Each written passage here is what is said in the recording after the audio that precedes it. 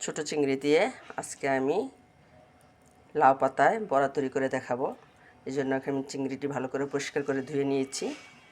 এটাতে দেওয়ার জন্য আমি এখানে পেঁয়াজ কুচি, কাঁচামরিচ কুচি, লবণ, হলুদের গুঁড়া, মরিচের গুঁড়া, ধনিয়া এবং জিরার গুঁড়া এবং ধনেপাতা কুচি করে নিয়েছি।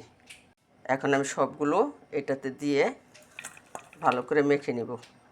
এখন আমি এগুলো ভালো করে চিংড়ি মাছের সাথে মিশিয়ে নিব। ভালো করে মেখে নিয়েছি। এখন আমি এগুলো পাতায় দিয়ে দিব। পাতায় দিয়ে দিচ্ছি। এখন আমি এটা ভালো করে বলে নিব। এভাবে আমি সবগুলো বড়া বানিয়ে নিয়েছি। এখন তেলে ভেজে নিব। প্যানে অল্প করে তেল দিয়ে নিচ্ছি। তেলের মধ্যে বড়াগুলো দিয়ে দিব। এখন অল্প আঁচ দিয়ে এটা ঢেকে দিব।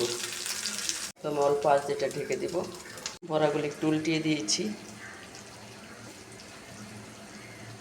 মাখার মধ্যে তেল দিতে ভুলে গিয়েছি। এখন এটার উপরে দিয়ে আমি একটু করে তেল দিয়ে দিব যেন ভিতরে তেল যায়।